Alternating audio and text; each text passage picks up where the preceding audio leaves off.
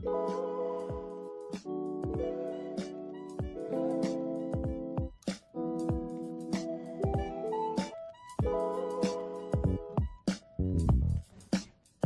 on the beat.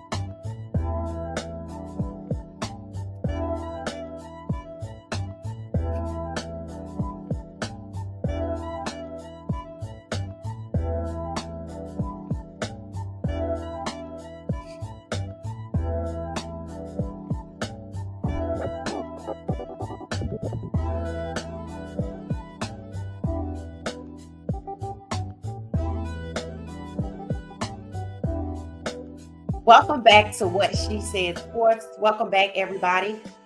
Okay, so we're back. All right, so I have a good show planned for you today. If you saw the thumbnail, you saw the caption, you basically can see I'm still on that. What the hell is wrong with the NFL? Not in terms of talking about it, but in pointing out exactly what the hell is wrong with the NFL. Holding back greatness. Is that what the NFL is doing? On the thumbnail, you see three stellar quarterbacks, one of which has two amazing quarterback comps that was little talked about during the draft. He was shunned in his college career, put behind another quarterback who was lesser talented than him. And then we saw it happen to who? Shedeur Sanders doing what? The NFL draft, right? So we're talking about why this is the case, right? I've seen some interesting conversations that we're going to talk about. We have two more shows coming up today. One conversation will be around what the Buffs need to do, right? And it kind of ties in to what we're talking about here. So turn your notifications on and stay tuned for that, right? Then, today there's a lot of conversation. It's quiet in terms of the guys are on vacation. There's still 39 rookies holding out, quite a few in the first round, but the majority of the second round. So what the hell is wrong with the NFL? Now, I'm very proud of the rookies that have decided to hold out to get what seems to be fairness, right? To be treated fairly. Two players in the second round, the first two, number one and number two, going to Houston and Cleveland, the same teams involved with the Deshaun Watson situation, are holding out, got fully guaranteed contracts, and everybody else is holding out. So shout out to the rookies for standing up for what they believe in. We don't know how this situation is going to end. I've seen a few players called up from the UFL, which they're treating like a G League. I didn't know there was an NFL Canada. They have a page there. So the NFL is expanding its reach internationally, trying to put its footprint everywhere and be the dominant force when it comes to Americanized style of play football. And that's all well and good. But if you mistreat your people, if you use racial bias to hold down a certain group of people, then that's problematic, especially when you're trying to go abroad, because their politics is different from ours, and we need to fix what's wrong with the NFL at home first. So I want to show love and support for the players in the first round, holding out players in the second round, and I think somebody in the third round holding out for fairness, because that's exactly what we're saying needs to happen. Who's going to hold the NFL accountable? And right now, it seems to be the rookies. So shout out to the rookies. I hope you get your just due. All right. So today we're talking about the draft that just took place. We have Shedeur Sanders, Jalen Milroe, and Cam Ward. Quarterbacks, black quarterbacks. And the more people talk about Shedeur's situation, the more we learn about the ugly history of abuse that black quarterbacks have suffered. People have tried to package it in different ways. People have tried to say, that that's the past. You can't say it's racism because there were 3 quarterbacks taken in the 3 previous drafts that are black.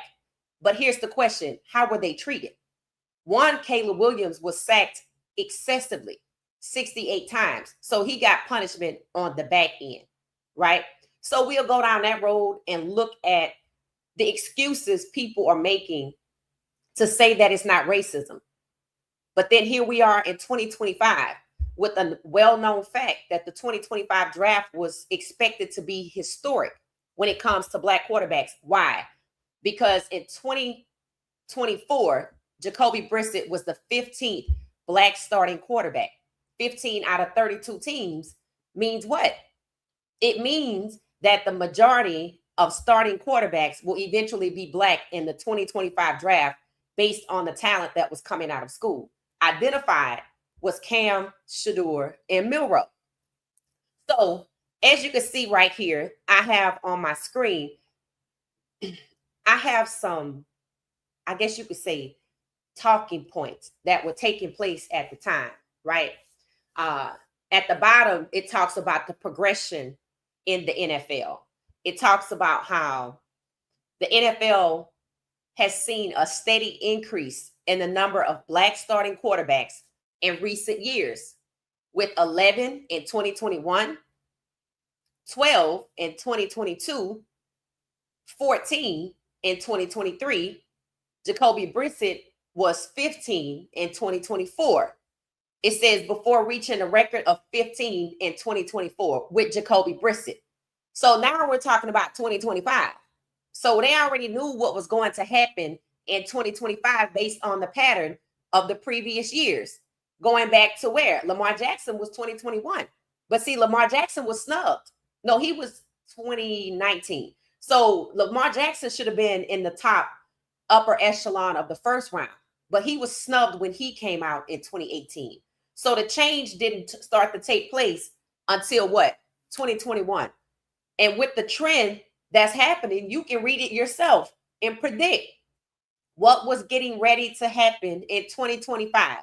Look at the statement, look at the dates, look at the numbers, the increase, and tell me if you see the pattern that was getting ready to play out in 2025. You can't deny it. And then there are 3 black quarterbacks that came out in 2025. And it's not just about quarterbacks overall, black quarterbacks overall. We're talking about starting quarterbacks. There are more than 15 black quarterbacks overall in the league, of course. But we're talking about the coveted position and becoming the majority in what the NFL referred to as the thinking man's position, using every obstacle imaginable to hold back black quarterbacks, including banning them from even playing the position. That's how important the quarterback position is to the NFL. Banning black players from it. Then saying they don't have the mental aptitude to lead teams because it's a thinking man's position. When did we say the change started to occur? 2021. What also happened in 2021? There are 2 things that happened significantly in the NFL in 2021. We talked about them yesterday. Deshaun Watson asked for a trade in 2021 and was met with what seems to be resistance after his wide receiver one was traded without talking to him after it seems a verbal agreement or some common courtesy was supposed to be the norm. But that didn't happen. So Deshaun Watson asked for a trade in 2021. And 3 months later, he was hit with 22 lawsuits. 22 lawsuits in 3 months. That's not a lot of time to find 22 people. And nobody approached the NFL. Nobody approached the Texans. But 22 people magically turned up in 2021. What else happened in 2021?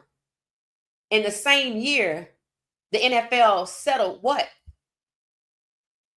A lawsuit violating the civil rights of Black players in the NFL by saying that Black players have a lower cognitive functioning than whites. Remember that thinking man's position? So if that's how the NFL practice race norming and policies, that's how they ruled the day in the NFL. Whites are superior than Blacks. White players have higher cognitive functioning than Blacks. And then we have what? The quarterback position that they already labeled the thinking man's position, that they already banned NFL players from reaching the thinking man's position. So Deshaun Watson asked for a trade in 2021. We see an increase of Black quarterbacks, starters, in the same year. Is that why Deshaun Watson was met with resistance when he asked for a trade? Because he would upset the balance of where Black quarterbacks were allowed to play, controlling who comes out of the division, who can win, who can go to the Super Bowl, who can be seen on TV in the championships leading up to the Super Bowl. Is that why he was met with such resistance? Because 2021 was the beginning. And then Shedeur Sanders is met with just as much vitriol in 2025. Because why? The pattern started with Deshaun Watson in 2021, asking for a trade at the time that Black quarterbacks were increasingly becoming more visible as starters on the field. So maybe it explains the vitriol and what appears to be retaliation Deshaun Watson was met with, because how dare you, somebody with a lower cognitive functioning, have the audacity to think that you can have a choice. Choices are for white players. White players have more superior cognitive functioning. That came right off the heels of the plantation, and it was happening in 2021.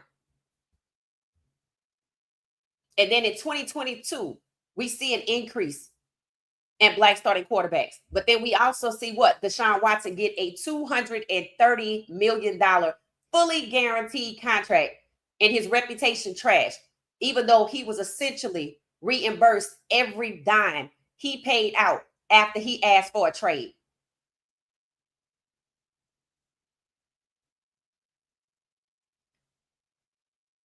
Then we go to 2023. Then we go to 2024. So the Super Bowl was in Vegas in 2024. Remember, Usher did the halftime concert. It was amazing, right?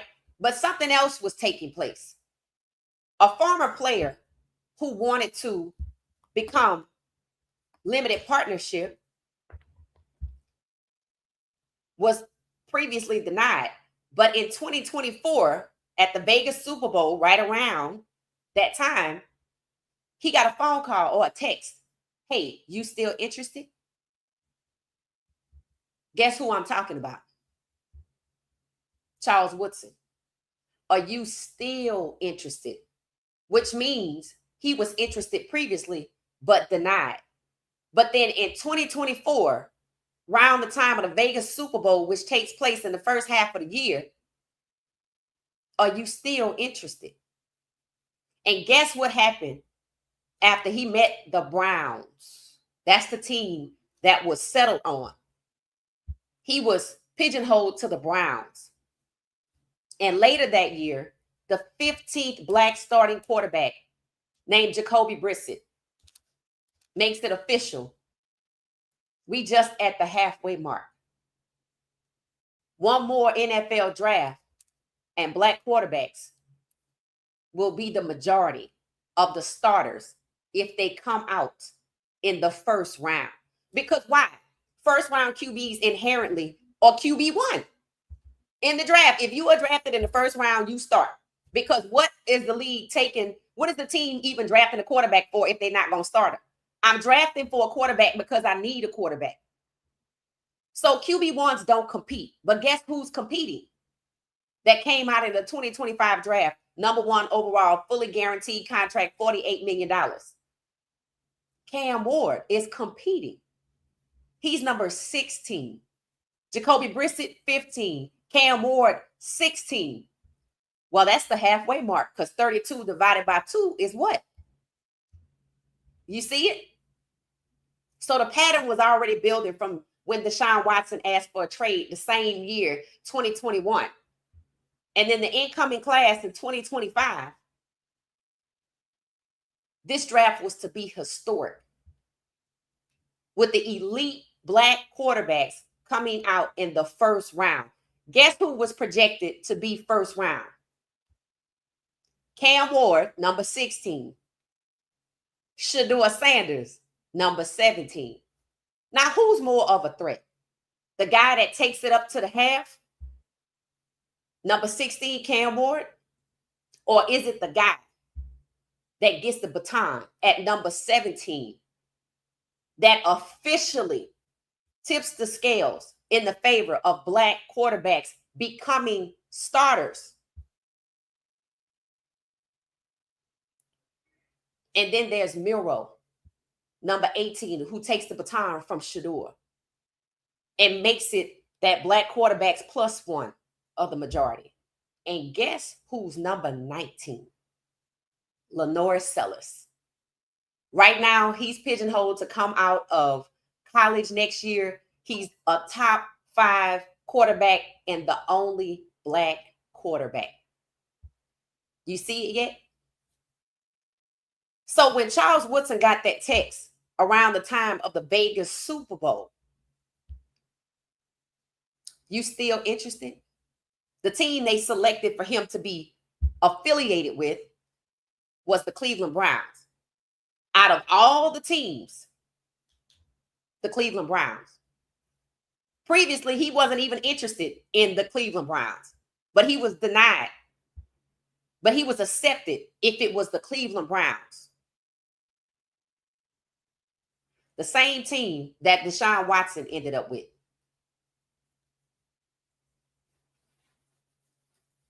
The same team Shedeur Sanders, number 17, ended up with.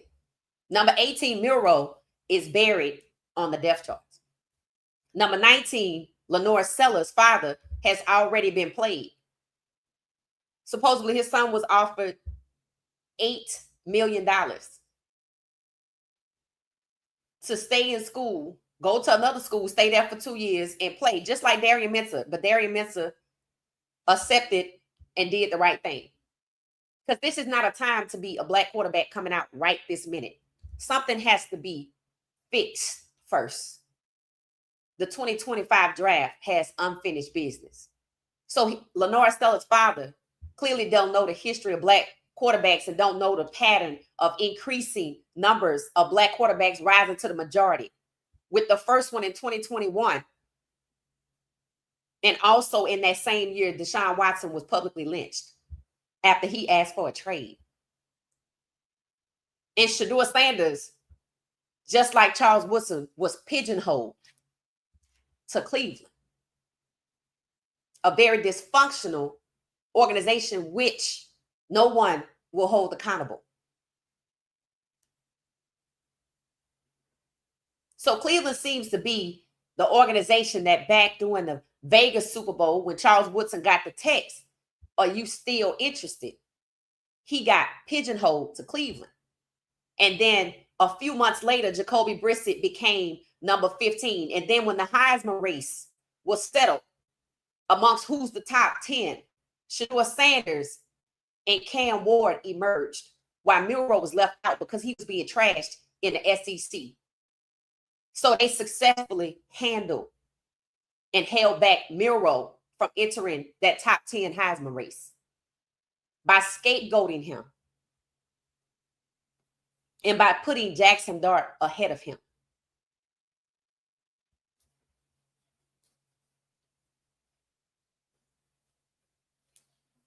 So then it's 2. First round projection: Shedeur Sanders, Cam Ward. Out of the 2, you saw one person unjustly criticized, defamed, publicly humiliated. His father scapegoated. Why was his father scapegoated? Because people didn't know that this plot launched in Vegas. When they asked Charles Woodson, was he still interested? When they pigeonholed Charles Woodson to Cleveland to trot him out this year. They needed a narrative. The NFL needed a narrative to hold back Shedeur because his skills are undeniable. He's the best quarterback in the draft. They barely talked about Cam. That showed you they had little to no interest in Cam. All the fixation was on making people believe, the public, that Shedeur was trash, just like Milroe was trash. That his skill set might be okay. His arm is weak. He taps the ball. He has an entourage. He's entitled. And guess what? It worked. Boomer Esiason told us. It's documented. The owner said, take him off the board. It was announced before the draft. Well, it was good Shedeur didn't show up in Green Bay because they locked him out of the first round. Nobody had a first round grade on Shedeur. Locked him out of what round? The first round. What is so special about the first round as it pertains to quarterbacks? Not just that the first one's contract is guaranteed, but that they start. They are automatically QB1, which meant if Shedeur got drafted to the team that was to take him at number 2, who?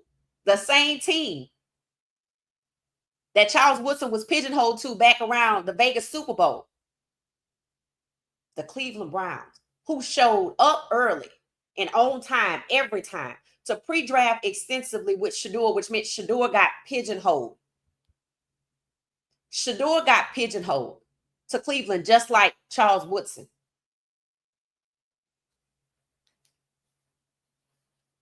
Why? So they could control what happens to the number 2 quarterback coming out in the draft. The number 2 quarterback projected to also go number 1, who would also be first overall, a QB1 the day he's drafted. Cam Ward is sitting at QB1 on Tennessee's depth chart, but it is documented.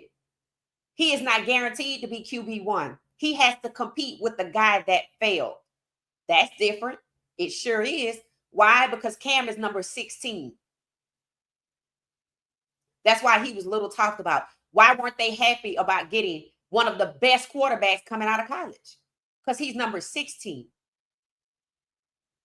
And then that just leaves one more. And who is that? The one that they could come up with a narrative about, that they could craft a narrative about. We could use his daddy, Coach Prime, who was just on the NFL stage with Bill Belichick.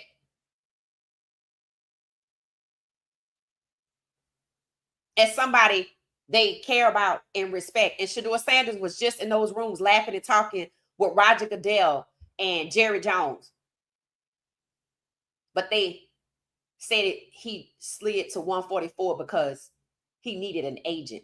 You don't need an agent when you laughing and talking with the commissioner. They know who you are. You don't need an agent when you laughing and talking with Jerry Jones and he watching a Nebraska game for the outcome to see if y'all win, to see if you ball out, to know if he gonna sign Dak Prescott contract extension or not. And they lost miserably, and it looked like a setup on the CU side on the O-line. Maybe there were other people that knew that Jerry Jones was waiting to see what happened. And what happened the next day? Jerry Jones signed Dak Prescott extension. And everybody on the internet talked about it. Well, guess Shedeur ain't going to Dallas. So this was a well-orchestrated, multifaceted, tiered plot to hold back Shedeur Sanders at the CU side and on the NFL side. But see, the NFL didn't just stop in the draft at he has a weak arm. Why? Because that could be refuted. Tapping the ball, that was quickly disproven. And that claim, he's tapping the ball, came from the NFL network itself. And then who gave these anonymous coaches the platform to spew negativity about Shedeur? The NFL. Is documented. Everything I'm saying is documented.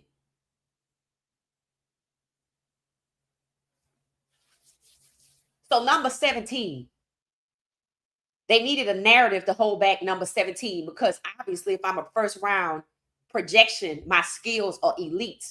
Shedeur Sanders is still listed as a first round projection by the NFL. But he was taken off the board because he's entitled. Something that has absolutely nothing to do with football, which is purely subjective, which is made up and has not been proven to this day. But that's how they kept him from getting drafted in the first round or the second round. If I locked you out of the first round and I took him off the board so no other teams could get him, what was I doing? Making it virtually impossible and extremely difficult for Shedeur Sanders to be QB1. He definitely not going to be it coming out of the draft because I locked him out of the first round. That is the only round that QB1 is inherent. So they succeeded by locking him out.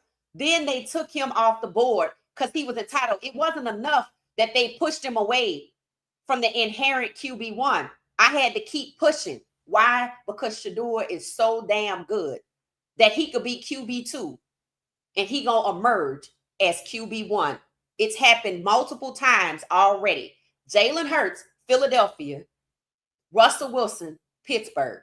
It would be Shedeur Sanders, wherever he goes at QB2 is gonna emerge at QB1. One, due to injuries, and two, due to the performance of the players that they prefer to be QB1. And that takes us to Jackson Dart in New York. On the screen, you can see right here, in addition to the progress that's been made visually displayed for you, Mel Kiper Jr. talked about how the NFL insider told him they didn't want quarterbacks like Shedeur Sanders. They don't want that kind of quarterback. So let's go with quarterbacks plural and that kind of quarterback now. Mel Kiper Jr. said, well, the NFL is full of quarterbacks like Shedeur Sanders. Guess what he was talking about? Pocket passers. What did Andrew Berry say about Shedeur Sanders after he lined up early and often the pre-draft with him? That his value relative to the draft was too high for the first round. So that's why they traded their pick to Jacksonville and got his buddy, Travis, and then proceeded to give him Travis's jersey number. Andrew Berry lied.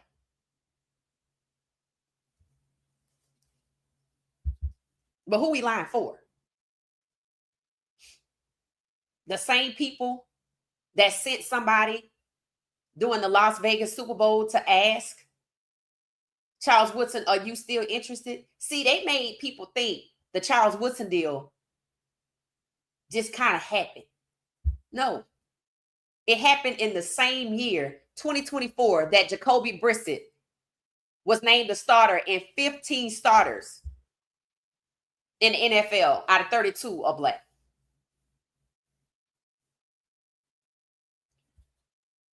And then he gets slated to Cleveland. And then Cleveland is the first team to show up often and early to pre-draft with Shedeur. So much so that it's documented.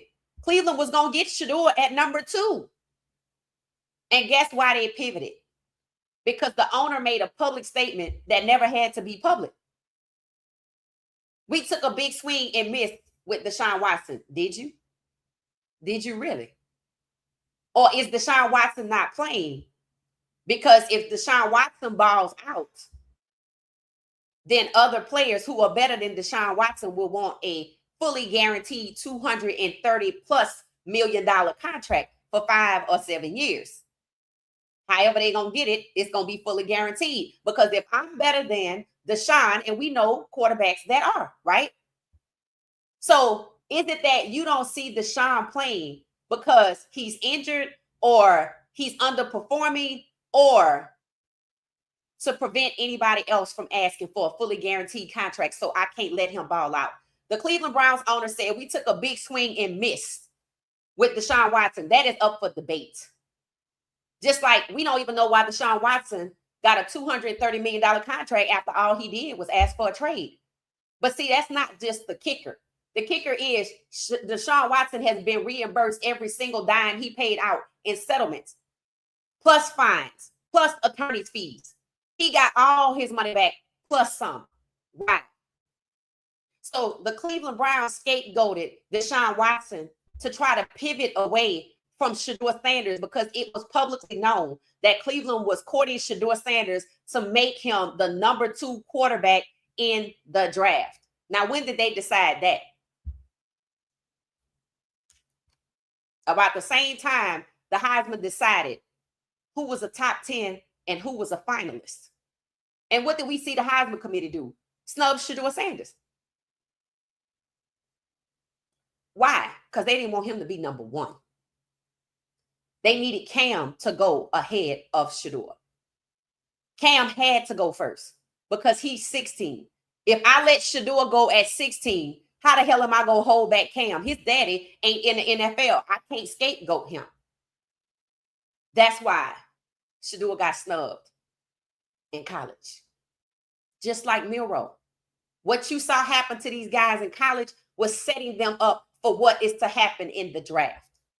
Just like right now, the top 5 QBs, only 1 is black. Lenore Sellers. You think that's a coincidence when you look at the pattern that's been happening since 2021? I mean, I could just really go back to Lamar Jackson draft because that's really where it starts. That we could visibly see players being held back and pushed down in the draft. But this really been going on since the beginning of the NFL. 9 decades ago, when they banned black players in the NFL at the time from even allowing them to become quarterbacks. And they've been fighting them the whole damn way. But they keep drafting them. And it's either draft and bench, draft and destroy. Hell, Tyrod Taylor's lung got punctured, and that's how he lost his starting job. So becoming a quarterback is one thing in the NFL if you black. Surviving is another. And now what do we see? Now that you know the manipulation started back around the Vegas Super Bowl, because this pattern that you see before you is not new. They knew what was going to happen in 2025. So the manipulation started in college, at Alabama and Colorado. And the Heisman Committee snubbed Shedeur intentionally. Prove me wrong. Because if Shedeur would have been on that Heisman stage with Travis, and it would have been 1, 2, 3, 4, 2 from Colorado, yeah, Coach Prime would have had bragging rights, but that wasn't enough. That meant Shedeur, who was the most accurate QB in college and a Heisman finalist, would be number 1 overall in the damn draft, meaning he'd be 16. And Cam or Milroe would be 17 or 18. That don't work. There is no narrative. A narrative was needed. Yes, they defamed Shedeur. They talked about his arm being weak. Did it hold up? No. They talked about him tapping the ball. That was denounced and dismissed damn near 24 hours afterwards when people on the internet realized the great tapped the ball. So it wasn't enough to attack his skills. I needed a narrative. And I have a video where I talk about this exact thing before the draft. It's on a playlist called All Said and Done. My hair's twisted up. I'm wearing a blue sweater and glasses with a yellow lens. Watch it. I wasn't the only person talking about this, just like I was not the only person who knew that the 2025 class, with elite talent coming out in the first round at quarterback, would tip the scales of the majority of quarterbacks in the NFL being black. 17 of 32. That is why Shedeur Sanders faced so much unexplained, unprovoked, unjustifiable criticism. But it wasn't enough to just verbally criticize him. It wasn't enough that the Giants verbally criticized him. You heard me say people knew he was going to Cleveland. Cleveland showed up early and often to draft him, even documented after the combine when everybody came with the false narratives. Cleveland dismissed them. After the New York Giants said, Coach Prime gonna be in Shedeur Wade, we don't want him. Cleveland went on the record. Andrew Berry, we don't think that's a problem. Coach Prime is a problem. Cleveland did everything to lead Shedeur on to believe that they were going to draft him, only for Andrew Berry to confess and say, well, his skills relative to the first round, his value is too high for the first round. His skills are outdated. He's a pocket passer. The mobile quarterback is modern. Now, what the hell do you think Andrew Berry learned that Shedeur was a pocket passer? So you showed up early and often. You shot down every negative about Shedeur and Coach Prime. You didn't see it to be a problem. He's this, he's that. You showed up everywhere, even continuing to court him and Travis after CU Pro Day. But he's a pocket passer. He been a damn pocket passer. They lured Shedeur. They led him on. They gave him false hope to make him believe he was going to Cleveland. That was intentional, just like Charles Woodson being pigeonholed as a minority owner that they want to now say is limited partnership. I would call it that too, because it's funny how the minority owners are actually minorities. It's supposed to be about the level of ownership, but they actually are minorities. So the limited partnership that Charles Woodson had, he was pigeonholed to Cleveland. So was Shedeur. So people are asking, what happened? Well, let's see if Andrew Berry gonna tell us the truth, because we know he lied to us in our goddamn faces. He went along with the whole act. Meanwhile, over here on the left, Cleveland is reeling Shedeur in, unbeknownst to us. We just know they're meeting with him, but there's more than that. And I know he has documentation and text messages, etc. Because what did you hear Stefanski say? I told you God works in mysterious ways. If I told you something, we have talked before. Am I right? Right. So let's go over here to New York. The media kept pigeonholing Shedeur to New York. And on this podcast, the What She Said podcast community, we talked about it. That's a lie. That is an absolute lie. Because why? The New York Giants have never had a black starting quarterback. That's why they don't want Russ to be it right now. That's why they're trying to do everything in their damn power to get Jackson Dart to be the one. They were never going to get Shedeur. So why did they go on the offensive to defame Shedeur, to say he's entitled, to say he has an entourage, to talk about Coach Prime? Why did they go on the offensive to put out everything that Cleveland denounced about Shedeur, denounced about Coach Prime? Because they was working together. And so was the media. The media knew that Cleveland was trying to make Shedeur that number 2, right? So why was the media the one pigeonholing Shedeur to the team that has never had a black starting quarterback, and they never brought it up one time? Because while this was going on over here, they had you looking over here. They was working together. It's called the plot. starring Shedeur Sanders with his daddy as the scapegoat. Going all the way back to the Vegas Super Bowl, reeling in Charles Woodson. Who they did what? Oh, Charles Woodson is limited partnership. Have you seen it? Have you seen him since? Do you see him out there talking to Shedeur? What, you think he don't know Shedeur?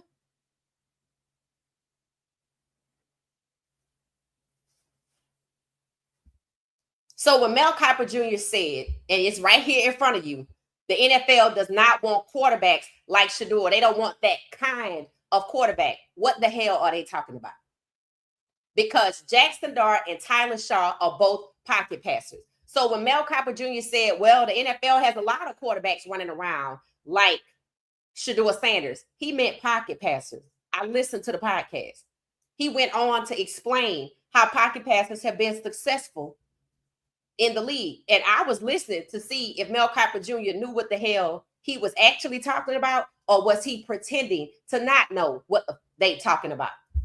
That's why I was listening. At some point, I'm listening for an inflection in a voice or something to show me that you know exactly what the hell they meant when they say, I don't want that kind of quarterback now. 2025 is now.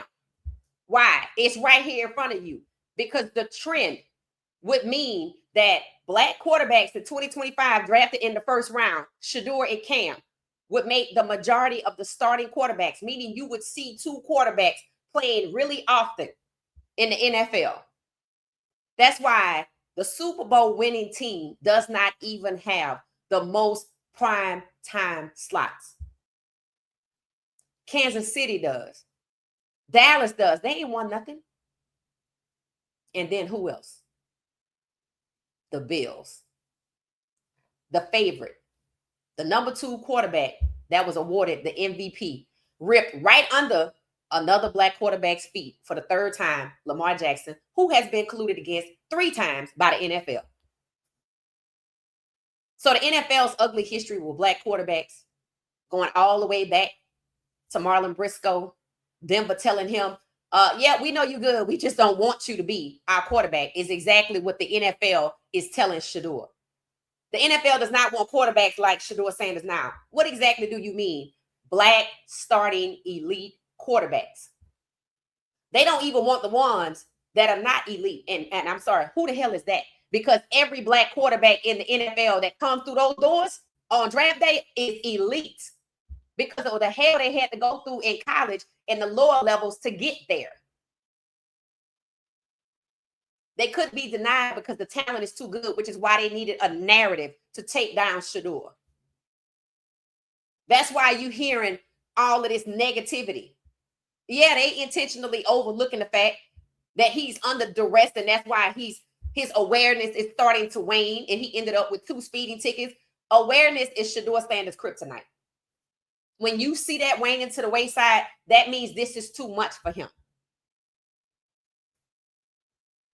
So now you see other people speaking up.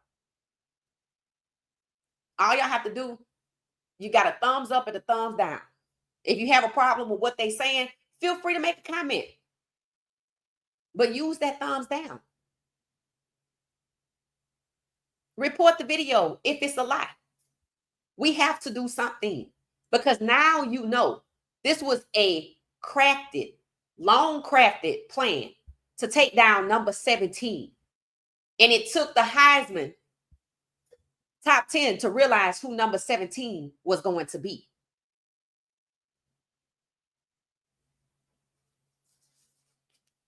You don't think they knew who was coming out? We know right now who's coming out in the top 5 next year. I don't even need the Heisman. All I need is for the games to play out. And to be honest with you, the way the NFL has been operating as a result of this draft right here, they don't even need to play, because they want Archie Manning to come out number 1 overall and fighting over him on 3 teams, and they don't even know if he good. The strength of his name alone, they want him to come out. Then there's Retzlaff. We talked about his situation yesterday. He the number 19th quarterback out of the top 20, and he don't even have a school. See, that's what happens when they prefer you to be their quarterback. You get covered, you get protection, you get chosen because of your name. But when you're a black quarterback, going all the way back to when they ban black quarterbacks, and they recently, even with Lamar Jackson, made fun of his mental aptitude test that they did away with. Then they went and got another one, and they made fun of CJ Stroud mental aptitude test, because in the NFL, the quarterback is a thinking man's position. So when Mel Kiper Jr. said, the NFL insider told him the NFL does not want quarterbacks like Shedeur anymore. They don't want quarterbacks like Shedeur now. They don't want that kind of quarterback. What the hell are they talking about? Prove it. What kind of quarterback were you talking about? Because Cam is competing, and he QB1. That's the inherent position. You draft the QB1. You draft the QB in the first round because you need somebody to go. You need somebody that's good to go right now. But now he got to compete and prove himself. That's different. Milroe is documented. They have him at the number 2 position, and now they're trying to put him behind the guy that's number 3 and move up 3 to 2 because Milroe is black and good, and they don't even want to talk about him. He's elite. If you ask me, if Milroe wasn't manipulated and held back at Alabama, he would have been the number 1 overall. But then who's going to be number 2? If Milroe was number 1 to Tennessee, because they need a goddamn quarterback, and the fans like, we're going to burn it all down if you don't get one. So they got one at the last minute. But what if they had gotten Milroe? Then who would be number 2? Cam. It don't work with Cam. I need a narrative. The only narrative that I can come up with as it pertains to Shedeur, Cam, and Milroe is Coach Prime. That's why Shedeur was pigeonholed to number 2. And since they showed up early and often and publicly quoted him, and everybody knew about it, but the media only talked about New York, that tells you that when they met Shedeur for the first time, they was already plotting on Shedeur to take the fall. Because it seems more important for the NFL to have the quarterbacks that they prefer, regardless if they have domestic violence hanging over their head.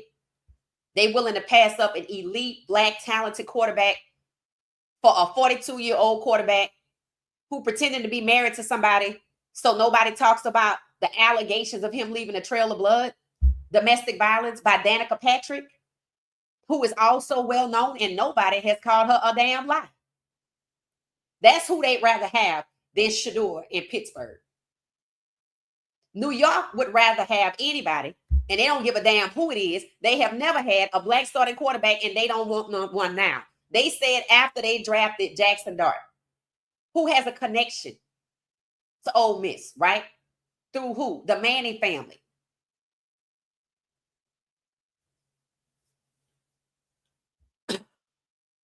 He wasn't better than Milroe or Shedeur, and they still snuck him into the first round. I'm like, if he good, why he got to sneak? They know. They know he wasn't better than Milroe in college. They know what happened to Milroe in college.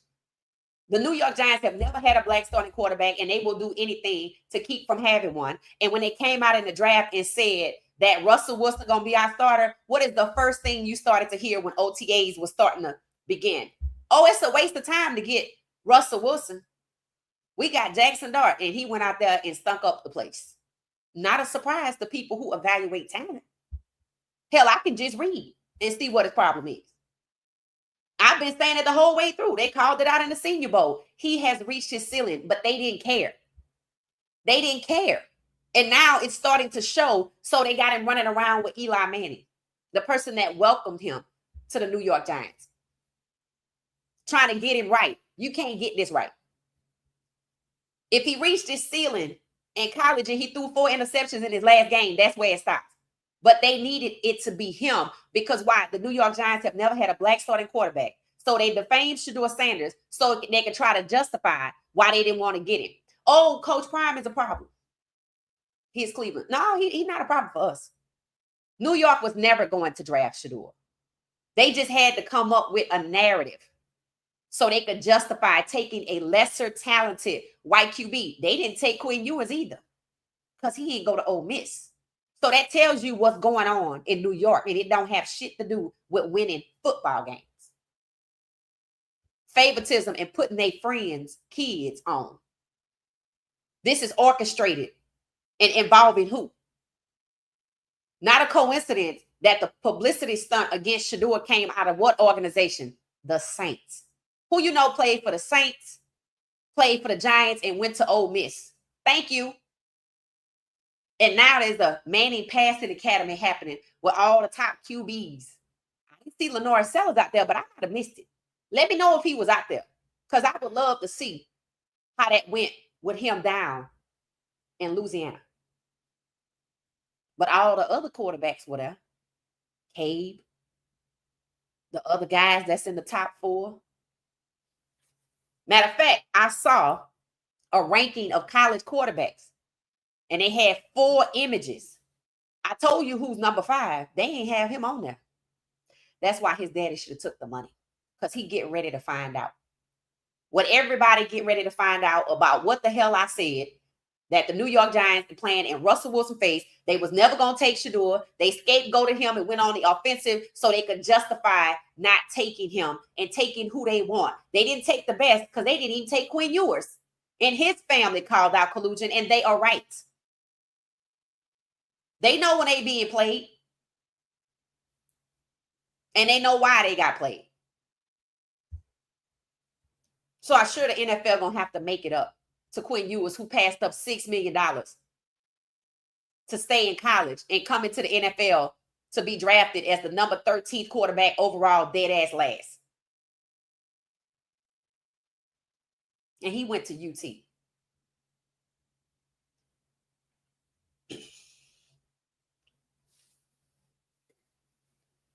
So when Mel Kiper Jr.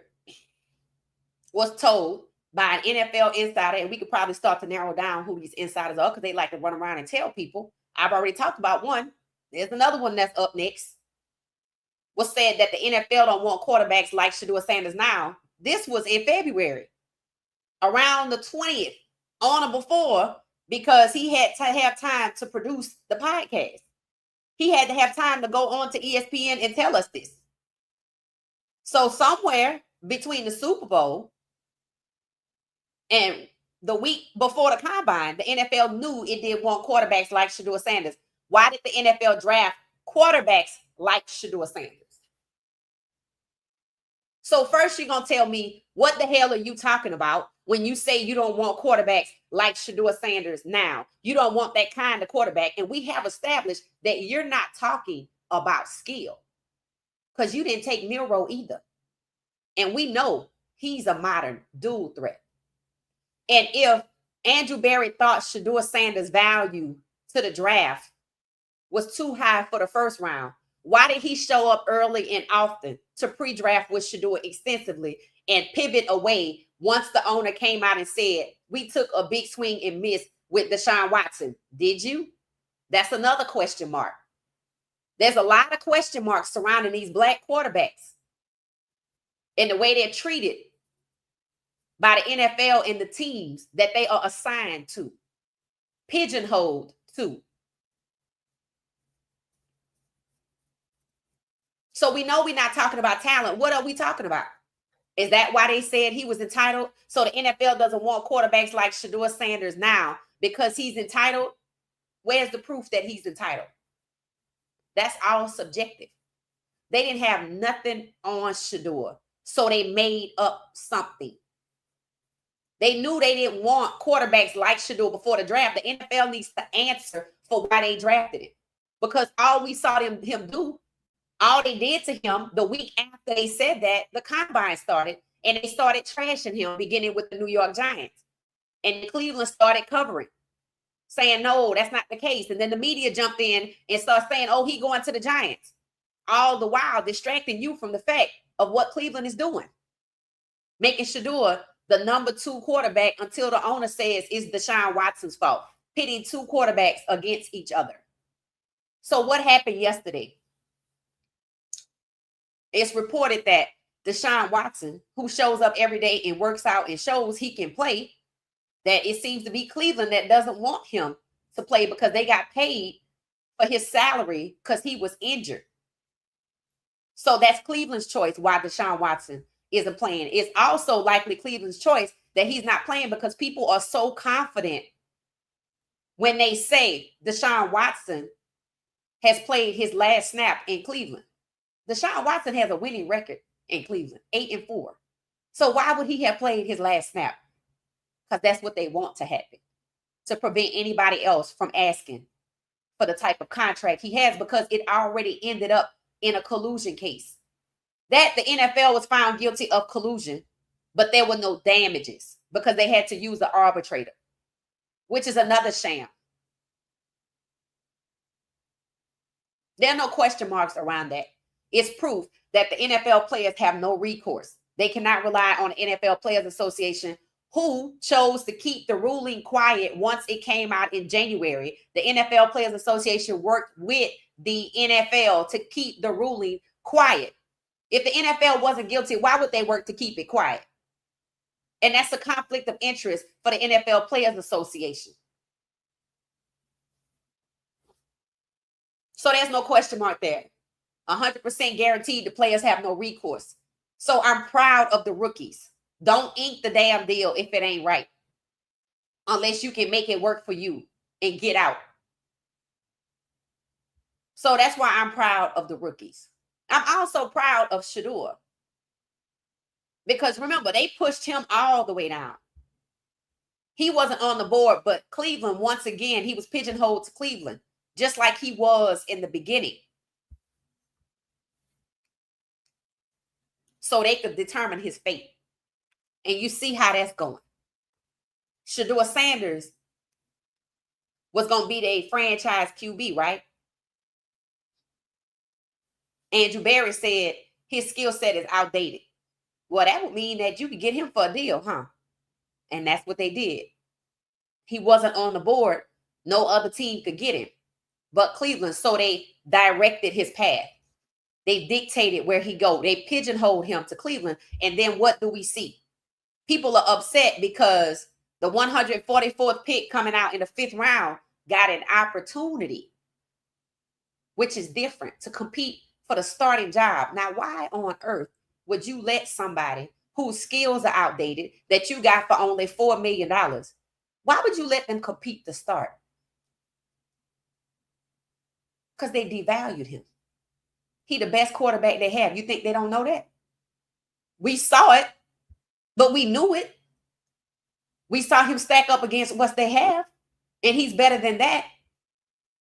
They say he got first team reps behind closed doors.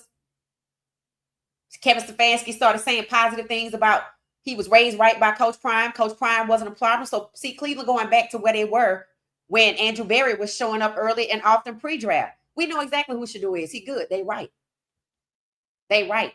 So why you devalue him? Was that the plan? Was he not going to go drafted at all and be an undrafted free agent in Cleveland? But then 47 shows up. CNN talks about the public humiliation prank, and everybody see how it's connected to the New York Giants, and everybody see that the NFL gave out the phone number and they lied and said it was the Falcons. They lied and said the defensive coordinator's son made the call. No, he didn't.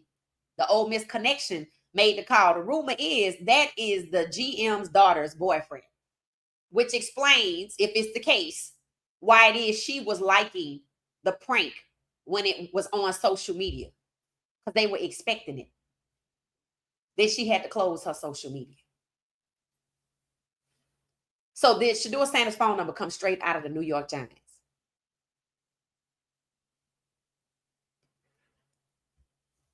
That's another question mark. Just like, was Shedeur Sanders plotted against, colluded against, publicly humiliated, his father scapegoated, all so that he doesn't become QB1 in the first round? So you will have a negative impression of him, and you will not question why they didn't choose him. You will understand. It will be justified. He's entitled. He has an entourage. He thinks highly of himself. They took him off the board. Well, yeah, what did Boomer Esiason say? The owners took him off the board, and I understand. That's the plot, to justify it and for you, the public, to get it, so you don't question it, So you don't call them out on it. So you don't hold them accountable. And so you really don't see the truth about why Shedeur Sanders is being held back from QB1. But then, if by some magic he's their QB1, guess what the conversation's going to shift to? Oh, you intentionally devalued him and robbed him because y'all don't like him. You didn't want quarterbacks like him. So you were willing to draft him for only $4 million and put this boy out here so he can get you to the next level for cheap.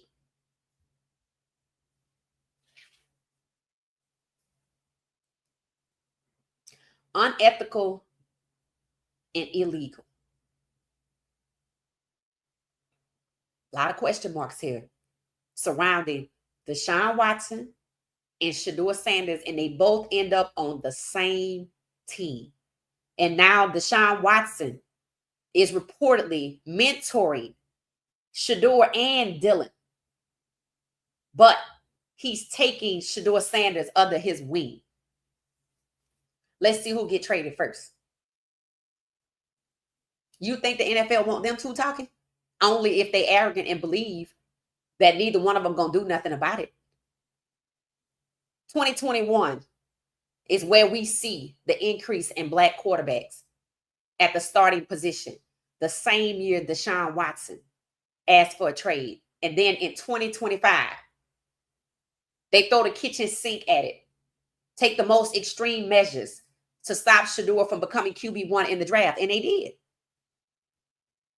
Well, now they getting ready for the season, and Deshaun, where it starts, and Shedeur, the last action, are both on the same team in Cleveland, and Deshaun Watson has taken Shedeur Sanders under his wing. That's what karma looks like. So let me see what y'all are saying. Good afternoon, good afternoon, good afternoon.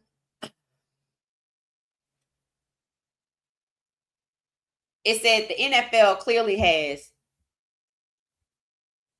a problem. Shedeur is too good of a person, a player for this organization. I don't even know how he is able to stomach the entire situation. Right. And that's why I say I applaud him, because most people would not. Most people would not have the wherewithal to deal with this level of betrayal. Let's go with betrayal number one. Andrew Berry betrayed the shit out of Shedeur Sanders. Met with him extensively. Showed up early and often. There's videos. Lured him in, reeled him in, made him believe what? That he was their guy. It's documented. And then said what on his post-draft press conference? Shedeur Sanders' value relative to the draft was too high. When did you figure that out? He gonna have to answer for that. And he might need to ask himself why he got hired for that job. And if he got hired anywhere around Deshaun Watson's time, and if they don't extend his contract, then he ought to feel used. Him and his melanin were used. Just like they trying to use Deshaun Watson as a scapegoat as to why they reeled Shedeur in and just pushed him off a ledge. They don't want to talk about that. They don't want to talk about that at all. They don't want to talk about Andrew Berry and his role in this. They don't want to talk about the Cleveland Browns and going out and asking Charles Woodson if he's still interested. They don't want to talk about it because it makes you look past 2025. It makes you go into 2024 and look at the connection to Black quarterbacks becoming the majority of the starters with the 2025 draft. And then you see it's not a coincidence that number 17, the one who tips the majority, is Shedeur Sanders, because they needed a narrative to hold him back because he's talented. And you can't deny his talent. So I need something else. Go get Prime and then have him on stage with Belichick right before the Super Bowl. They won't think anything. And they didn't. Got both of them off guard because they befriended them. They made them intentionally believe that Shedeur was going to Cleveland. The media wanted you to believe Shedeur was going to New York, but anybody that knows how New York is when it comes to black quarterbacks, the last in the league to actually have a black quarterback. So it's not a surprise that they would defame Shedeur to justify not taking him when they didn't want Quinn Ewers either. Because they didn't want a black quarterback, number one, and I didn't want the one from UT. I wanted the one from Ole Miss. And if Quinn Ewers' family can see the collusion, then you know the Sanders can see it. It said that Coach Prime was actually very supportive of Deshaun Watson after he was injured. And that maybe Deshaun Watson is returning the favor by taking Shedeur Sanders under his wing. I love it. I said he needed therapy. He got an angel. Yep. Argue with your mama. Because as extreme as they were against Shedeur, they were equally as extreme against Deshaun Watson, who was a veteran after he asked for a trade. The same time, race norming was a practice and a policy in the NFL. And race norming comes off the heels of plantations. Black NFL quarterbacks or black NFL players have lower cognitive functioning. So how dare Deshaun Watson ask me for anything? But what did they do? They lured him in too. Deshaun, we're going to come to you first before we trade away your wide receiver one. They didn't do that. Of course, it upset him. Of course, he wanted to get the hell out of there. And then what happened? They lured him into with believing that he was respected, that they wanted to work equally with him, that they respected him as a quarterback. And then when he asked for a trade, he found out the truth.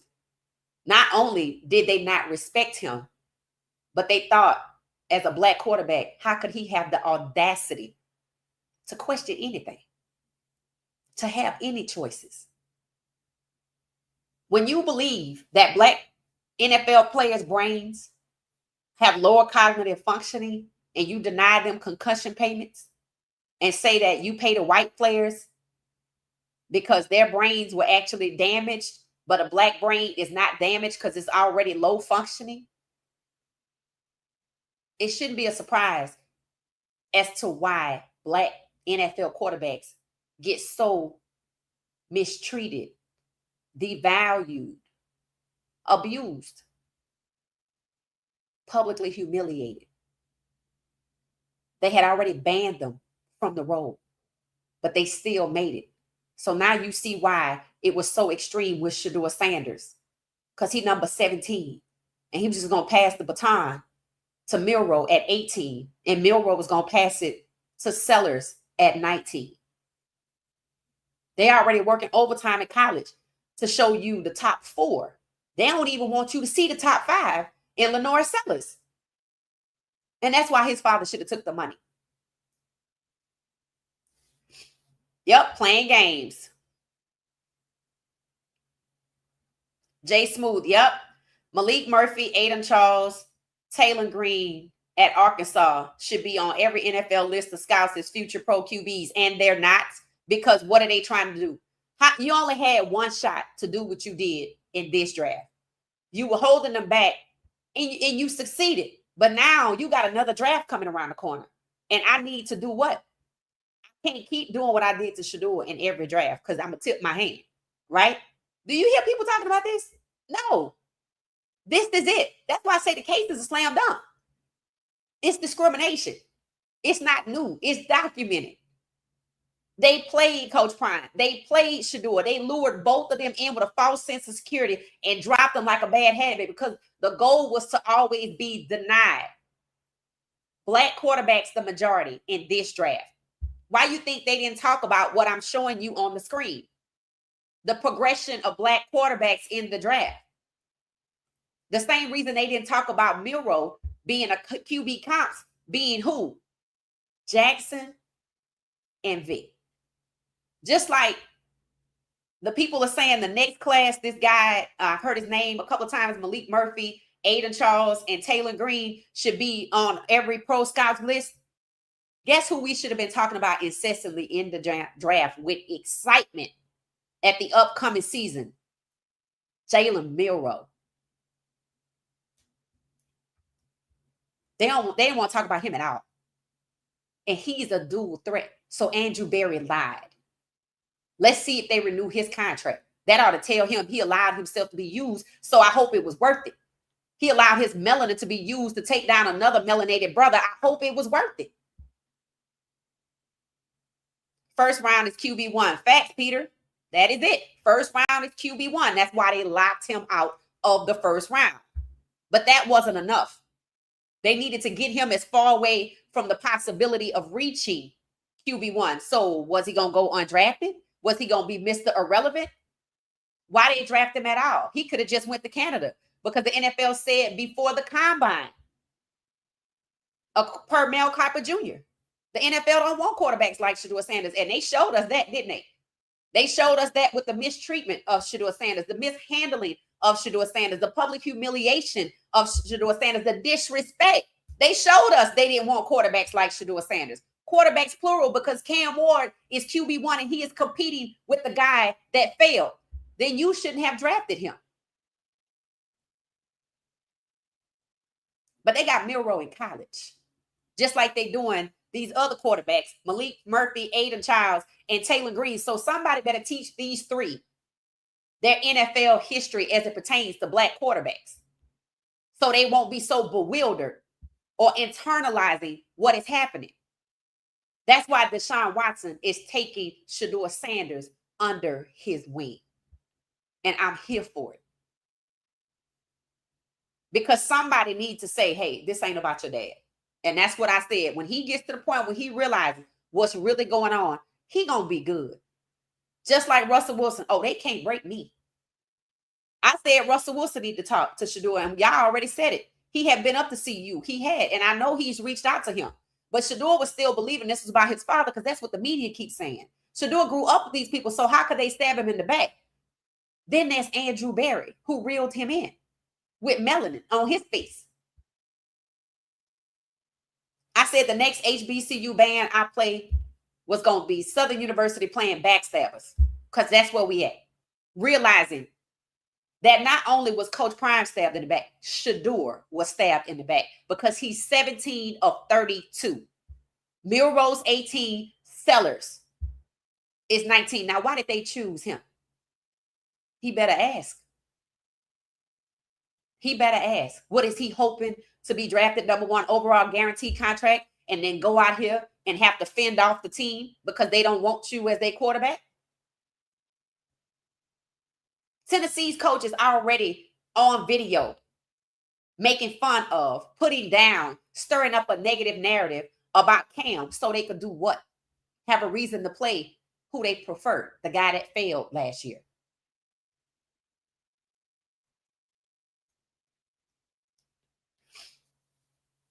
Yep, they want to go back to white QBs. That's why the top 5, 4 of them are white. That's what they want to go back to. My question is, how bold do they want to be with it?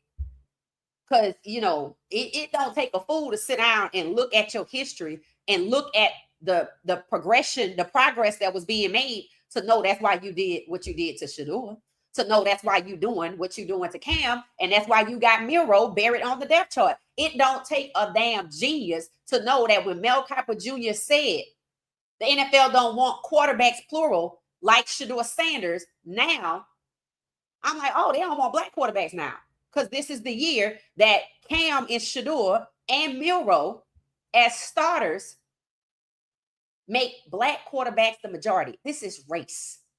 This is racism, because they don't want to see the majority of the starting quarterbacks being Black. Why? Because you still think the quarterback position in the NFL is a thinking man's position, because 9 decades ago, you banned Black players from becoming quarterbacks, period, because you've been fighting Black quarterbacks the whole way through. And you haven't stopped. And this year was the tipping point. But they got their way. And it exposes that this shit starts in college, because that's what they did to Milroe. All you heard was Miro's trash. His QBR is 0.2% different from Jackson Dart, who has proven to already stink up the place in New York. And nobody came back after Alabama demoted their offensive coordinator for lack of good play calling and lack of QB development. They hung Miro out to dry in college. That's what they're doing with the other top 5. That's what they're going to do with Malik. That's what they're going to do with Aiden. That's what they're going to do with Taylor. So y'all better go tell them.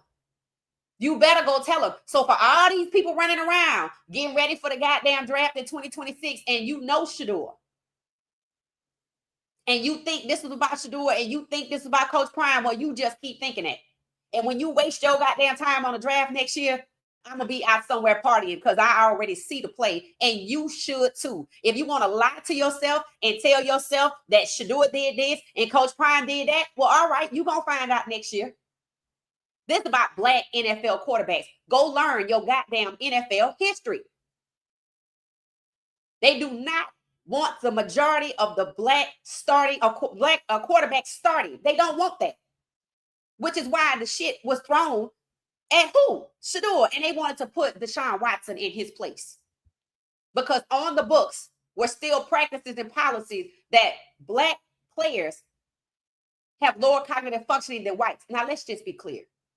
Is there anything about the NFL brain that is different as a black player from black people in general? No.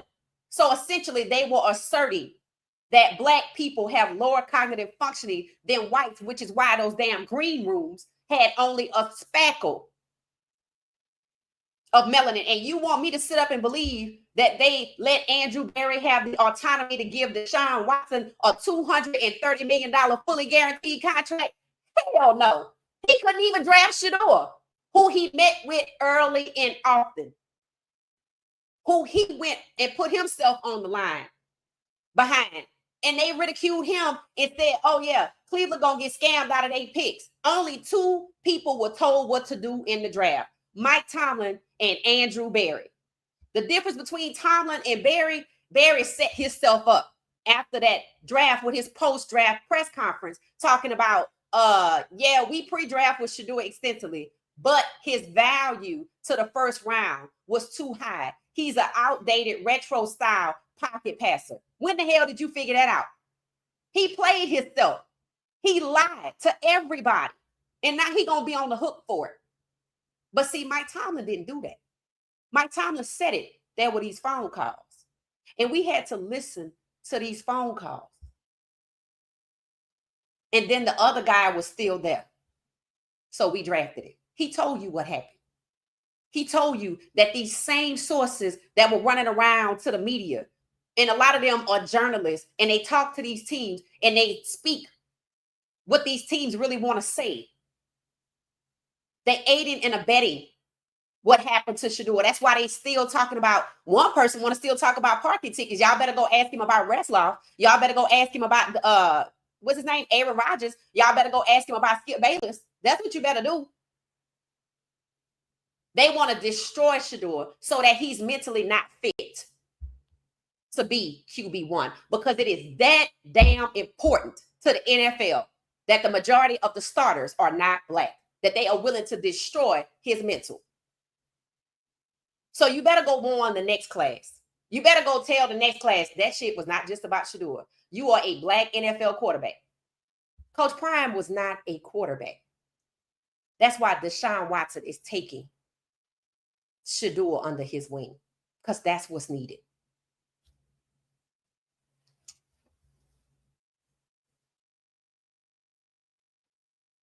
The NFL been racist against black quarterbacks since the beginning of the goddamn league. And there's one organization out here that has not had a black starting quarterback. And the media wanted you to believe that Shedeur was going to the Giants. Why they fighting it so hard? Why was the Giants the last team to even have a black quarterback? And why are they fighting having a black starting quarterback? What is wrong with the majority of the starting quarterbacks on 32 teams? What's wrong with 17, 18, and 19 black starting quarterbacks? Why do you keep drafting them so they don't go somewhere else or start their own league. They being subdued. The money is supposed to make them abandon the fight for fairness. They know it ain't fair. The money ain't even guaranteed. And the reason the NFL says they don't have guaranteed contracts is a false logic, a bold-faced ass lie. Basketball has the highest frequency of injuries, and you see they have guaranteed contracts.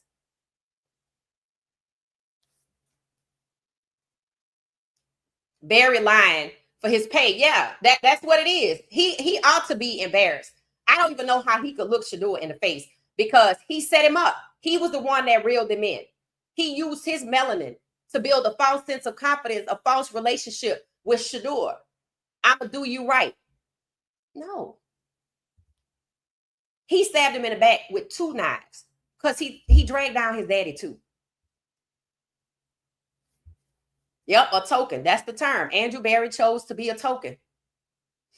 The sad thing is some of these black coaches and GMs accept the BS, right? So people were talking about Mike Tomlin, right, Tina? They were saying he should have drafted Shedeur. He lost his voice. He did lose his voice before the draft. When? When he elevated Russell Wilson from QB2 to QB1. Nobody has ever asked why the hell Cleveland didn't sign Russ up, because it ain't about talent. How you gonna bypass Russ? He just took Pittsburgh to the playoffs. Oh, that's right. The collusion case was ongoing. That's called retaliation. And then he gets pigeonholed to New York. But the NFL makes it clear that they letting Aaron Rodgers take all the time he needs. And then here comes Danica Patrick with her domestic violence allegation, and they don't even want to talk about that.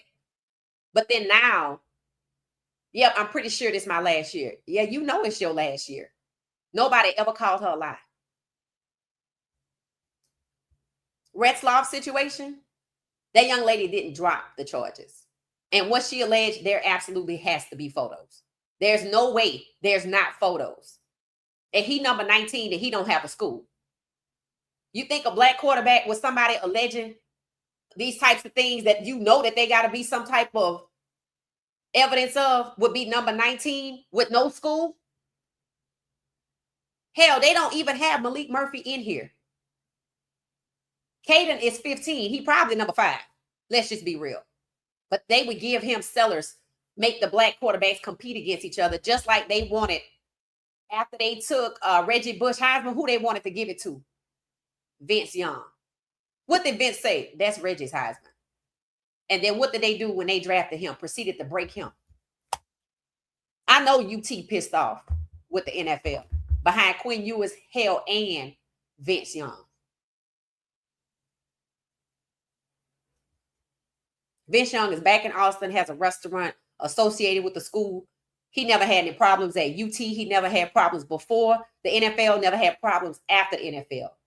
Only the NFL, because not everybody, especially at such a young age, when your brain is still forming, lady, not everybody knows how to deal with this level of discrimination, this racism. That's all it is. What people say, the first 3 quarterbacks in the last 3 drafts, were black. How were they treated? Because they're going to either get you coming out of college, or they're going to get you pre-draft, they're going to get you in the draft, or they're going to get you in your career. How were they treated? Well, let's see. Sacked 68 times. Caleb Wilson. Retaliation. CJ Stroud, his sophomore year. Retaliation. Who is the other person they talking about? Because I'm pretty sure it's the same. NFL is dirty, bro. It's dirty what they doing to these players. And they trying so hard. They tried so hard in the draft to stop Shedeur, and they did. Now, let me see what you're going to do this season. That's why Daniel Jones was sent over to Indianapolis behind who? Anthony Richardson. They started going in on him. Oh, he should have stayed in school. Well, shit, if anybody should have stayed in school, it should have been Daniel Jones. But they don't talk about his failures. In fact, Daniel Jones has made more than Geno Smith. You know who Shedeur Sanders' comp is? It's really Joe Burrows. But let me tell you what the NFL has as his comp. Geno Smith. You know why? Because they made him a journeyman. And what did Geno Smith say? They wrote me off, but I didn't write back. Geno Smith was also supposed to be a first-round QB. They pushed him down, but to the second round. Shedeur Sanders' case was the most extreme case because of what was at stake and what still is at stake. And to me, you did all that for nothing, because while you held Shedeur back, it's still Miro. And the other veterans that are still out there can also, who are QB2, emerge to QB1. But see, they think they slick. They stacking these black quarterbacks on the same team. They don't want to put a black quarterback behind J.J. McCarthy, because if he get hurt, there's number 18. Anthony Richardson might be hurt, and they let Daniel Jones take his place. Okay, it's already said that they not keeping both Dylan and Shedeur after training camp. Who you think going to Indianapolis behind Daniel Jones? It ain't gonna be Shedeur. Oh, they can if they want to, but you already know how that's gonna work. He's already failed. They gave him $14 million to prove himself for one additional year. Then they moved him from behind J.J. McCarthy and sent him to Indianapolis to compete, to make Anthony Richardson compete for his spot. All that is they wanted a white quarterback there to try to reduce the numbers. And they still got to try to reduce the numbers. That's why they stacking DTR behind Hurts. That's why Malik Willis and Jordan Love over there together. That's why Tyrod Taylor is over there with Justin Fields. Imagine if they were all spread out. Mission accomplished. So they still trying it. Let's see how extreme they want to be with it. Because they exposed themselves. They told everybody, oh, the draft is not about talent. So the draft is not about talent. So the Super Bowl isn't the goal. So what we doing here? What are we doing here? This holding back black quarterbacks. Theft by deception. Yep. That's why Shedeur Sanders can probably get out of his contract. I'm just going on the record and say it. He can get out of that contract.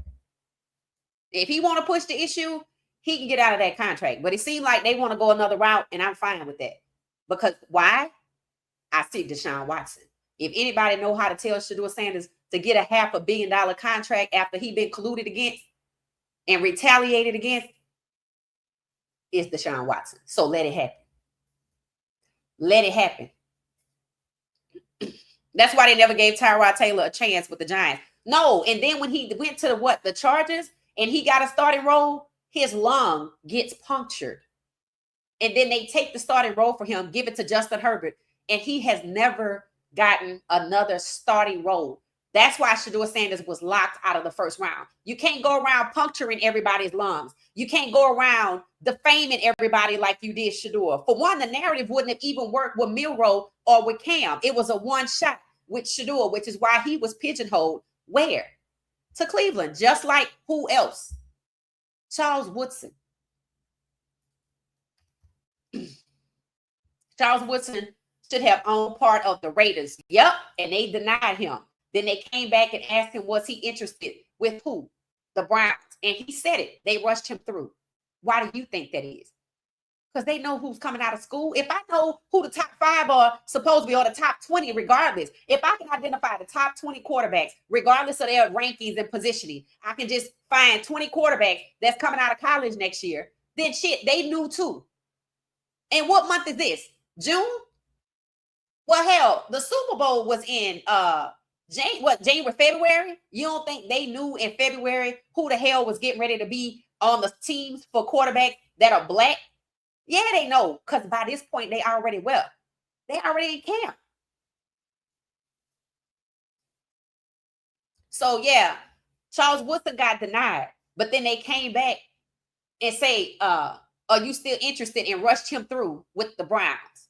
And then they used that card. Oh, we got Charles Woodson. I announced it before they voted on it because they leaked it because of all the talk about Shedeur and Cleveland being racist. I ain't gonna say he got played because his family gonna get paid, but at the same time, he needs to really be honest about what's going on here. And he might be. I don't know him. And it's okay, that you on there, but understand, level set your expectations and do what you can to help. Because if they're going to use you, you better use the shit out of them. That's what you better do. So, yeah, Charles Woodson got set up from the get-go. He got pigeon-toed. Yep, they gave that to Tom Brady. This should be a study of NFL owners. Sports Illustrated has an ongoing articles since last, hold on one second.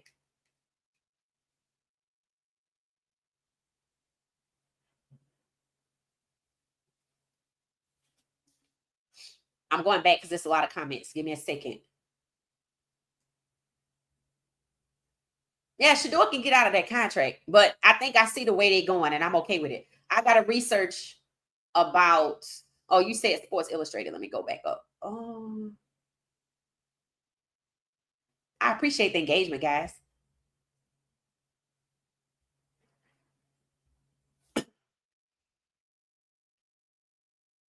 Here it is. Sports Illustrated has let's see. All right. Hold on a second. Okay, there it is. Sports Illustrated has had ongoing articles since at least 1991 expressing concern about the growth of melanated athletes. Athletes in general, okay, that's interesting. It said old money versus new money with these NFL owners, right? Now, Russell Wilson's situation, right? Russell Wilson's situation happened, remember, from the Seahawks to Denver, but there was a change in ownership. And new ownership thought he could do what? Well, I like Russell Wilson. I think he's going to be good for us. I want to get him. He has 2 years on his contract. I'm going to go ahead and give him a lucrative contract.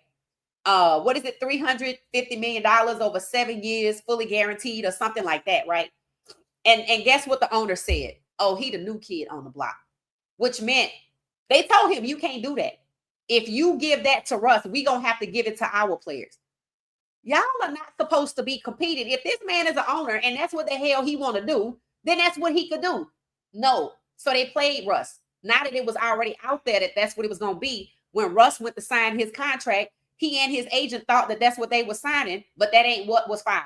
Now you tell me the extremes that people go through to screw other people over, to keep other players from wanting what Russ has. Now you see why Deshaun Watson not playing. Because if he plays, he already has a winning record. When the owner said they took a big swing and missed with Deshaun, that was a lie. You can't drag him because he got hurt playing for you.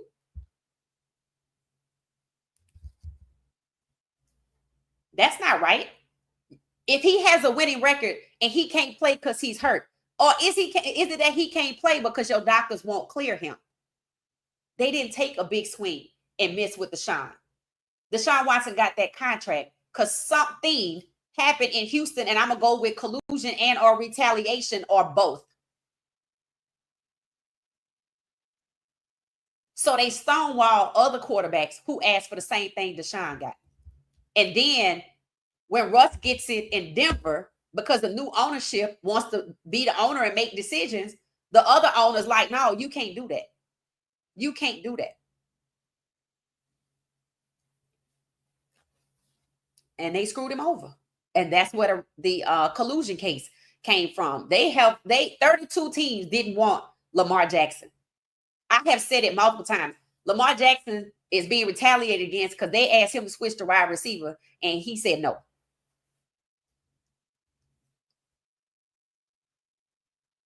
They got Archie Manning winning the Heisman. Yup. And they don't even know how he played. People have started to come out and say it. I don't even know if y'all know, but earlier this year, an ESPN person wrote an article because he thought he was free to share his thoughts. Came out and said, what's all the hype with Arch Manning, right? Because we hadn't even seen him play. Why they made him apologize. So that tell you what family is running the show. And that's why Shedeur got done so dirty. And what makes that even dirtier is there's a video somewhere of Shedeur Sanders throwing the ball around with Peyton Manning and Coach Prime. See, the younger Manning was seen recently hanging out with a bunch of black people somewhere. He makes his own rules. He didn't want to go he chose to go to UT. He said he's not coming out of school. He seems to be more modern with his thinking. He's not shunning the black players. He's not shunning the black community that he hangs around. Wouldn't surprise me if his girlfriend is black. or somebody he crushing on, because he sure was out there.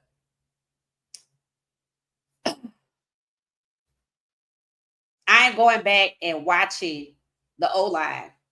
Oh, okay. Well, start with the Nebraska game.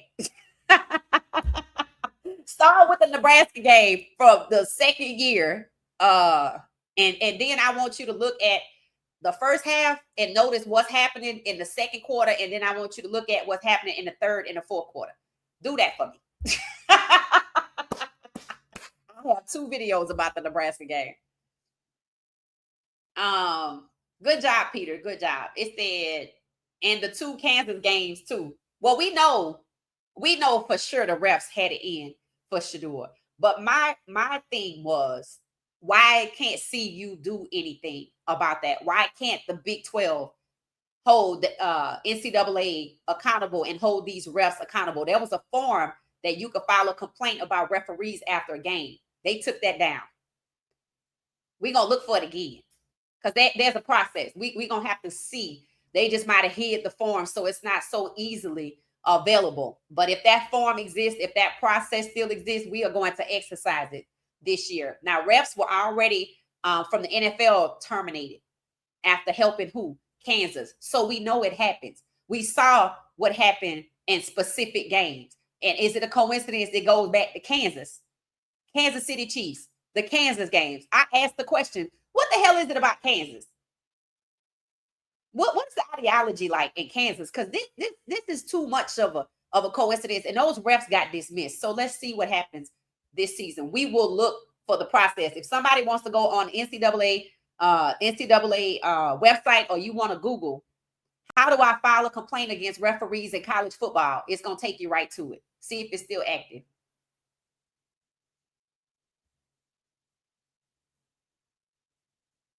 There was a time when all athletes were white. Yep. Acceptable until the Negro League. Then whites got a glimpse of black excellence and its financial potential. Right. But what they did was they extracted the best from those leagues, right? But they extracted what I call the bodies. They didn't extract the quarterbacks. That's like, okay, we talk about HBCUs, right? I even said, I want to see how many of these HBCU players that got invites toward the end of the draft actually made it on and made it to camp, making it to the roster, because I feel like it was performative because they knew what was going on with Shedeur. They used Cam to say, oh, we're not racist because we drafted Cam. Just like people are saying, the first 3 quarterbacks out of the last 3 drafts were black. How were they treated? See, it's not enough to just draft Cam. How is he being treated? He's being forced to compete, which means they have a problem with black quarterbacks at QB1. And definitely with 2025 being the majority. Milroe buried on the depth chart, speculating should he be pushed down to the 3rd round, because why? They say he's a project. I saw him at Pro Day. He run a 4.37 and his arm is legit. They lied on Milroe in college to get Jackson Dart out in the SEC. Then they lied on Shedeur in the draft to pull up Jackson Dart over him. That Ole Miss connection at the quarterback position to the NFL. And who's behind it? That's who's going to pick the next quarterback to the Saints and the Giants. So for Cam Ward's head coach, Brian Callahan, to start making fun of Cam doing an interview, saying things that should stay in house, he's spreading a false negative narrative about Cam because they don't want to start him. If you have QB1 competing with the guy that failed, you don't want to start the guy you just paid $48 million to. So how are they being treated now?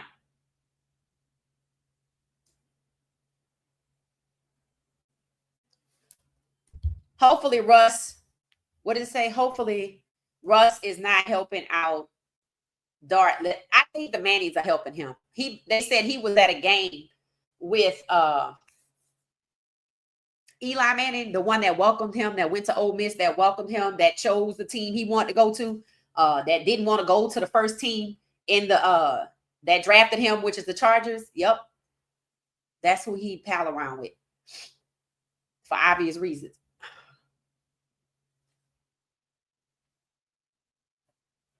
When it has become secondary to white supremacy, right? Preservation of whiteness at the QB position is the priority. Yep, that's it. That is it.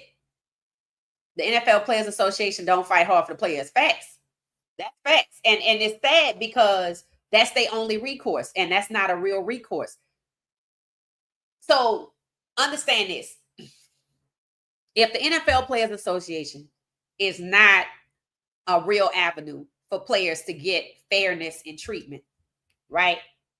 That means it's up to the fans or the rookies, right?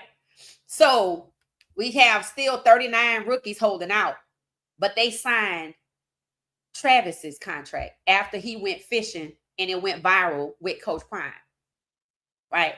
And I told y'all, I said Coach Prime was the influence that got that done because they know Coach Prime is influential, but they want to give the perception that he's not, that he's problematic, just like they did Shedeur. It's the same thing, downplaying people, and people think this is about recruiting at CU, and into some respects it can be, but what I will tell you is I can plainly see what they're doing at the quarterback position. They don't mind Travis Hunter at wide receiver, Jeremiah, Primetime JJ. They don't mind him because he's not a quarterback. They don't care about that. They just bodies. That's not the thinking man's position. All of the abuse occurs to quarterbacks, black quarterbacks, because they're not supposed to be in the thinking man's position. And I'm just saying, I want to see how bold they want to be with people realizing that this is about the preservation of whiteness at the QB position. Are they going to be like, they're going to find out we racist? Maybe they don't care because this is 2025, the climate that we live in. They have protection. So that's why I'm in favor of Shedeur Sanders being taken under the wing of Deshaun Watson, because I know Coach Prime is in that somewhere. And just like Coach Prime was influential in Travis's case, he's going to be impactful in either Shedeur and or Deshaun Watson's story as well. They think they didn't expect that. See, that's the unexpected they don't ever think about. That's the unexpected. People wanted to say that Coach Prime sending out that tweet about Cleveland not being a place for young quarterbacks is why Shedeur got pigeonholed there. I'm like, is that why they mistreat him?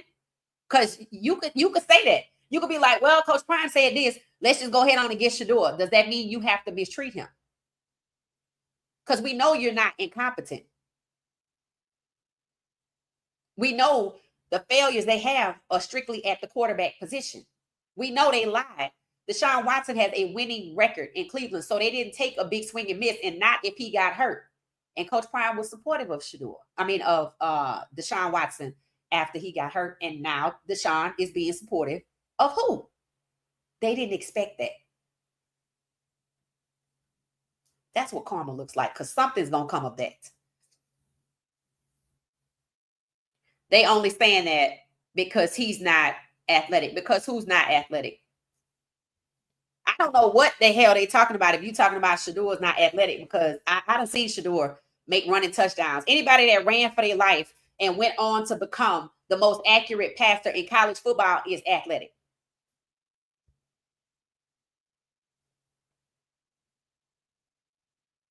Yeah, he's not superior. They just going on his name, but they didn't want Shedeur to do the same thing. That's called Jim Crow. White people can do this, but black people can't. So they got away with what? Holding back in the draft. They still got a problem.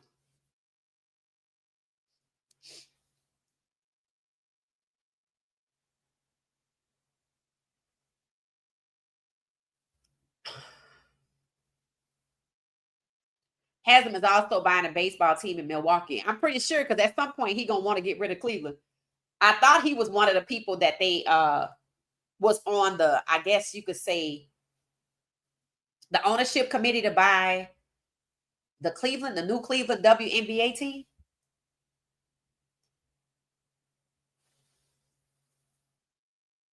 Until there's a money water hose shut off and your biggest hit is fans not showing up, there's going nowhere. Right. That's facts. 150 people canceling red zone packages won't. What happened? 150 people canceling red zone packages won't do it either. No, I don't think it's about that because hell, the whole Sunday ticket thing went to court. They got a judgment. They won $4.7 billion or $4.3 billion. And then the next judge overturned it. So that's why I'm in favor of what I see with Deshaun and Shedeur.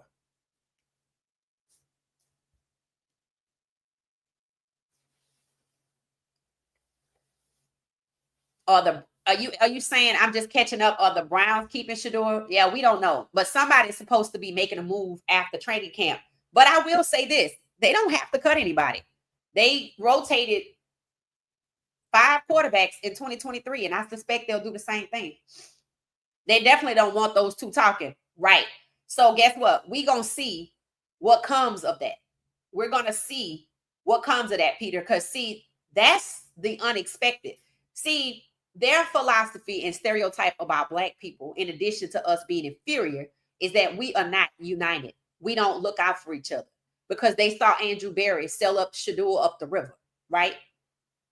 They see other players after what happened to Shedeur going on with their lives and not turning around to say anything about it, right? So they're like, but what do you see them doing with people that look like them? Everything. Protecting, covering, shielding, everything. But we're not supposed to do that. They think we don't do that, but this proves that that's a lie. They don't want them two talking. Lawyers wouldn't even want them two talking if they from the other side. Lawyers looking at this situation, seeing them two talking, knowing what happened to both of them in the time period and what's going on with Black quarterbacks in the history and current time, don't want those two talking because they both were colluded against. They both were colluded against. You don't find 22 misconduct issues in 3 months and nobody approached the Texans. See, the masseuse and Justin Tucker's case approached the NFL. No, they had to go find these people. Nobody came to the NFL about Deshaun Watson. Nobody. Not one person. But Justin Tucker got cover and protection. When his story came out, you know what people were saying? Oh, he met his wife in college. Cover, protection. And who else is getting protection? Aaron Rodgers. I mean, if they gonna kick Ray Rice out, they might as well go ahead on and kick Aaron Rodgers out. You got to at least investigate that, but no, they wanted him to block Shedeur. And he was allowed to have preference, take his time to choose, but yet he got domestic violence allegations. Shedeur got 2 goddamn parking tickets, and you would have thought that he was wrestling for somebody. You would have thought he was Aaron Rodgers or Skip Bayless. He ain't none of them. They making more of it because they want to turn people against Shedeur. So when they make the next decision to cut him, can they cut Deshaun Watson? Not that easily, no. His contract is fully guaranteed. He gonna be there. They trying to drive him crazy because he's not playing and they know he wants to. Just like they trying to drive Shedeur insane because they know he want to ball out too. But guess what? Shedeur said, I have time. See, they don't like it because he don't let them see him sweat. So they want to take the small thing that they actually precipitated, waning on his awareness because they bearing down so hard on him and bullying him. Journalists are the ones that need to be sued. That's who need to be sued. And if they were sharing false information, they can't be sued. If you can't get the NFL, then get their mouthpiece.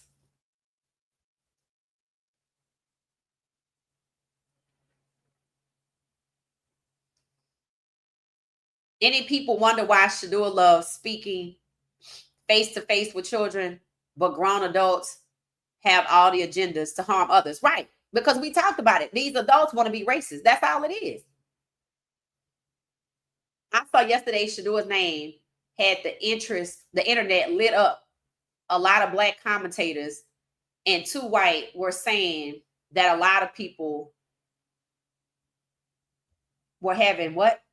Were having backtrack because Shedeur is it, which we already know, right? I mean, it was said early on, even before that mandatory camp took place. It's time to talk about the reality of Shedeur Sanders and not what people have put out there. The facility went on and said they lied to us about Shedeur. That came and went just as fast as this whole collusion situation. The fact that the NFL likes to collude, and this is not their first time, and it's documented, tells you that they do it with ease. They needed a plan and a narrative to hold back Shedeur Sanders. It wasn't enough to negate his talent.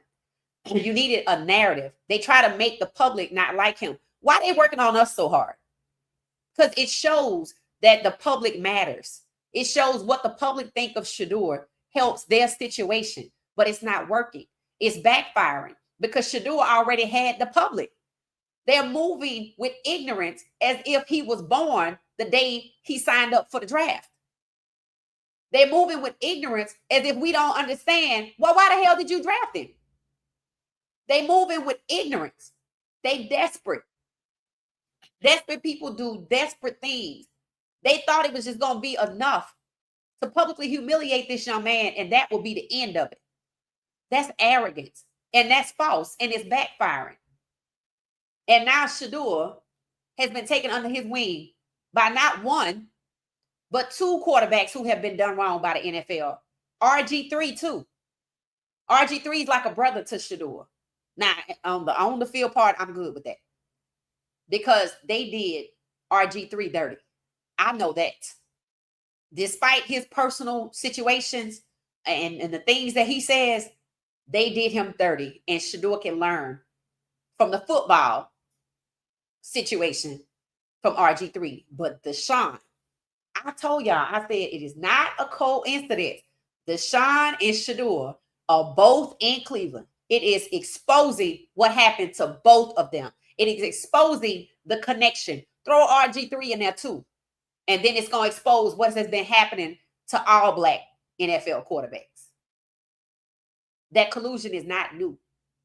A gentleman agreement took place in 1934, and that was against all NFL players, as is race norming. But understand that if the NFL believes and practices and has policies saying that black NFL players have lower cognitive functioning, they mean all black people have lower cognitive functioning than whites, which is why their hiring practices, there's virtually no melanin unless they intend to use it to set up another melanated person.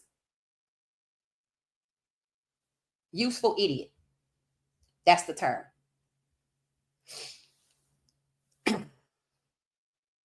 So I don't even know how long we've been on here, but this is good. All right. So this was good, everybody. This needed to be said. It did. It needed to be said. And, it's the beginning of speaking the truth. People need to ask themselves why it is that the media is working overtime to convince us of who Shedeur Sanders is, like they introduced us to Shedeur Sanders. We already know who Shedeur Sanders is. They didn't even know he had a fan base. They were surprised by that. Why? I thought you knew who he was. They didn't even know who he was. They knew he existed, but they didn't know anything outside of he was the best quarterback coming out of college football, and we got to stop him in the draft. They were so fixated on stopping Shedeur Sanders in the draft, they didn't even realize he was already established with the public. So now they got a fight on their hands because Shedeur Sanders has sold the most jerseys. Those fans gonna have something to say. Are they in addition to the other 3 million that fills up 42 NFL stadiums and there are only 32? They were so fixated with holding back black quarterbacks in this NFL draft so that it would not be historic, so the pattern would not continue with black quarterbacks becoming the majority, that they didn't even focus on who Shedeur Sanders is outside of football. So we out of here. We'll be back later. We have another show coming up. What the Buffs need to do. It's an interesting conversation that's taking place. And I think it's good sometimes to look at different people's opinions outside of ours. Not for us to attack them, but to just see the posts of what people are saying the Buffs need to do. All right, so we'll be back, everybody. This was awesome. I'm sorry I couldn't get to everybody's comment because this was very, very, very engaging. So essentially, we want to keep it going. We'll be back. Hopefully you'll join us. Turn on the notifications because I don't know what time I'm gonna be back yet. I know it's gonna be somewhere before 9:30 because I have a 9:30 show. I'll be back for my 9:30 show, but I want to work in what the Buffs need to do in the meantime. So turn on your notifications. I'll schedule it an hour ahead so everybody can get the notification because it does take a minute for everybody to get it. And then obviously when I go live, it'll let you know I'm live. And I have an intro, so it'll take a couple of minutes for us to get going. So you won't miss anything. We'll be back. What She Said Sports, what the Buffs need to do. All right, y'all. Thank y'all so much. This was so, so awesome. Thank you so much. The truth has to be told. The unexpected has to be allowed to breathe. And we are part of the unexpected. Thanks for watching, everybody. Thanks for watching. See y'all later. Thank you for watching What She Said Sports. Be sure to join our daily live stream and listen up to What She Said Sports on the go on Spotify.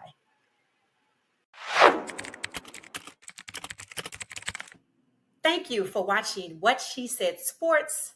Stay for another video.